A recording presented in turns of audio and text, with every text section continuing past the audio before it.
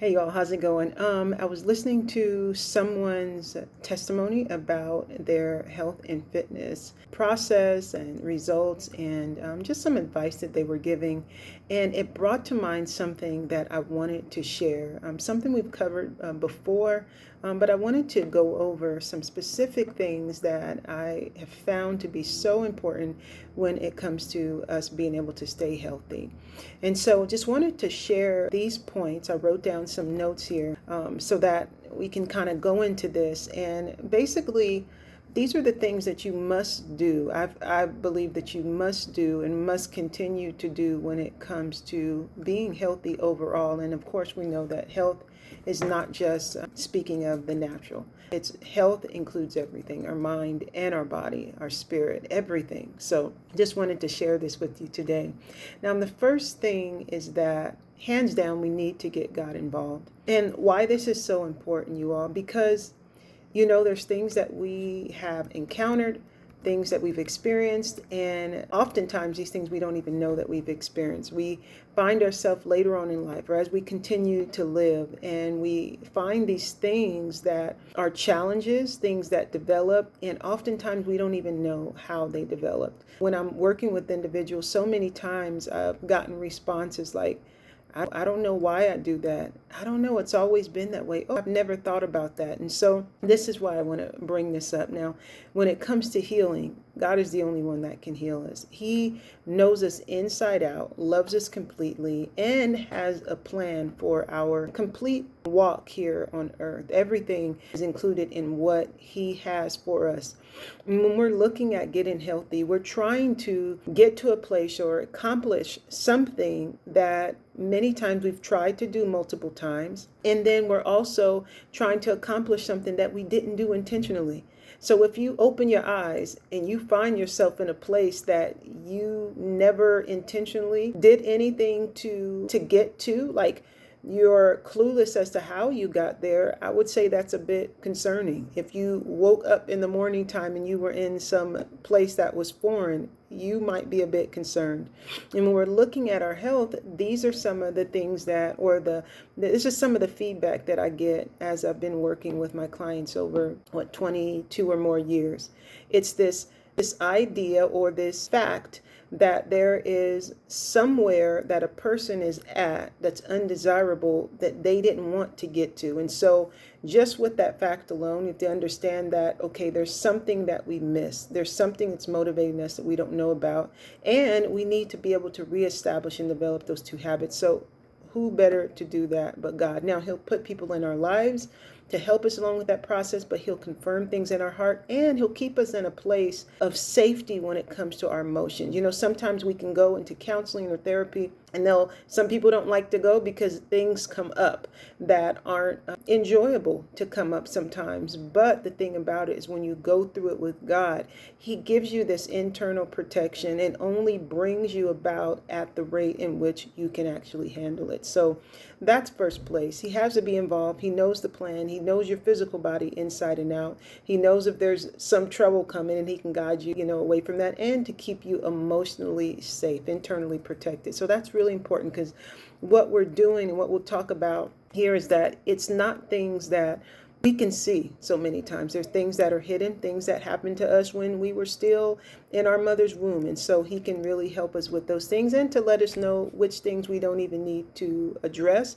or really dig into. Like I said, keeping us in that place of protection emotionally. Now, the second point is optimized nutrition. You all can't stress this enough. Now, we're moving from, allowing God to initiate, to move us through, that sort of thing. And then we're looking at the natural part, okay? The natural part is that our bodies were made by God. They were designed to regenerate. They were designed to continue to heal and recover continually. Every time we experience something, our body, even if we consider it to be a quote unquote sickness, it's our body trying to help us out, trying to reset and recalibrate things. And so, of course, with God being involved, He knows our bodies. But when we look at the natural steps and the focus, this focus of optimizing nutrition is so important. You can determine that you need 150 grams of protein a day, and however many grams of fat, and whatever it is, you can determine this or maybe come to a calculation based on your activity. Okay, whatever. If you eat that food and your body can't absorb it, it can't break it down, it doesn't have the enzymes, or there's some sort of disruption there, like stress for one thing, that is disrupting your body's ability to actually absorb the nutrients, and your body can't use it. So it doesn't matter if you're taking in the right combinations if your body can't absorb it. And so this is going to be the first step, because you might start on a plan and then say you are not able to get the response that you should get, the amount of recovery, the outcome of it. And say you don't get that response because your body can't absorb it, but you assume that it's not the right plan, and so you go to make adjustments. And you don't need to or take that extra step, or use energy to come up with a whole nother plan, but you just needed to optimize your digestion so that you can accurately gauge what is effective for you. Okay. Now, number 3, we're going to go into nutrition. Now, when I'm saying nutrition, I'm talking about food. And why is that important? You all, let me tell you.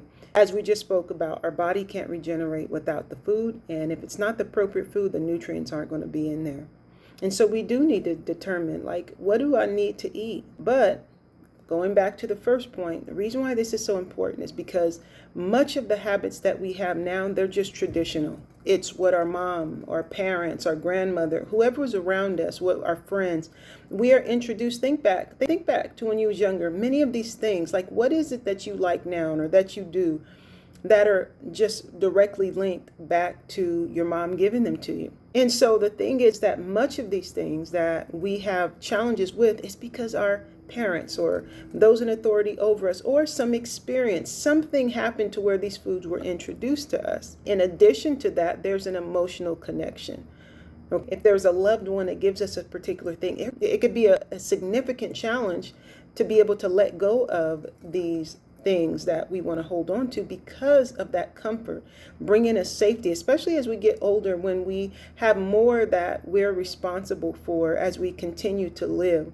We look for places of comfort and safety, and food is an easy go-to. And so when we're looking at this, is why God needs to be involved, because once again, I'm talking about that emotional place of safety. God can give us that emotional place of safety so that then we can start to replace and pull away these other things that we shouldn't be having, things that have been harmful, and help us to not make excuses like it's not that bad, or this is good food, we're eating good, or I like to get down in the kitchen. It's like, well, you have all these positive correlations to something that obviously is not positive, because we have the outcome in your health that you don't want.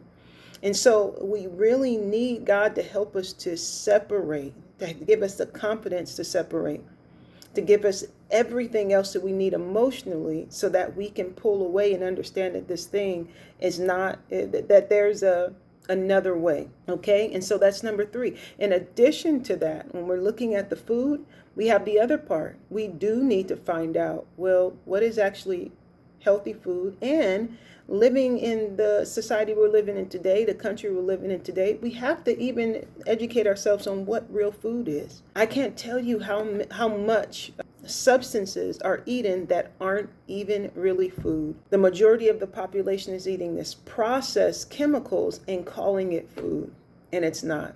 And so we need to determine what is our connections to food. We need to be able to build new and establish new connections with food. And then we need to learn about what our body needs as far as nutrients. Like, what do our organs need? Like, why do I need magnesium?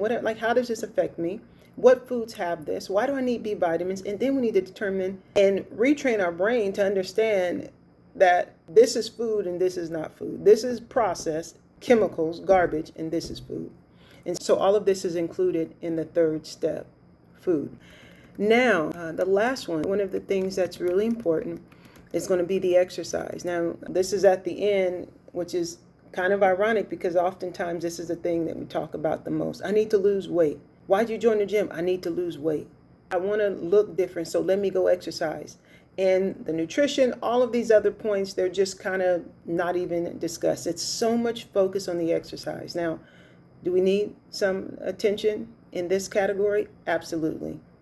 But when it comes to exercise, we first need to understand where it should be in regards to priority and perspective. So in regards to priority, it's important. Why? Because our bodies were designed to move. You can see our joints. Everything moves. So yeah, we need to move, but we need to be able to understand, well, for one, what is my perspective? What is your perspective on exercise? One of the misconceptions about exercise is that that's the only thing you need to change in order to get healthy. Or I need to lose weight, so I'm going to go exercise. Well, then you've just correlated movement with weight loss. And then what happens once you lose the weight? You just don't exercise anymore.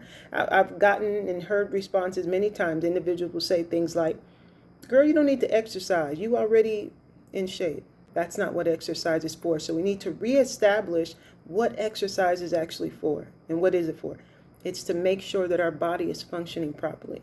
So that when your brain tells your foot to move, your right foot specifically to move forward, your left foot doesn't move in reverse. And when we don't go through movements that really include these different ranges of motion that our body is designed to go through, we find ourselves 65, having a fall, and then shortly after that, we're passing away. We find ourselves with not being able to stand up. We find ourselves with sciatic pain. We find ourselves with all of these issues because our body is designed to move. But if you correlate exercise to just aesthetics, what if you like the way you look? So you never make the connection between the pain and the lack of movement. Or you do the wrong exercises because when you think about exercise, you think about the football workout that you had when you were 17. Or you think about just aerobics. Oh, I need exercise, and let me just go lose some weight. You see, so when it comes to exercise, in this step here, we need to find out, well, what is exercise for? Why do our bodies need to exercise? And then what exercises do we need to do for ourselves at this season in our life? Do you need to do the workout that you did last year? No, that season was different. You were pregnant last year. Do you need to do the routine that you did when you was practicing for cheer? No, you don't need to do that routine. Do you need to do your track workout? No, you don't need to do your track workout.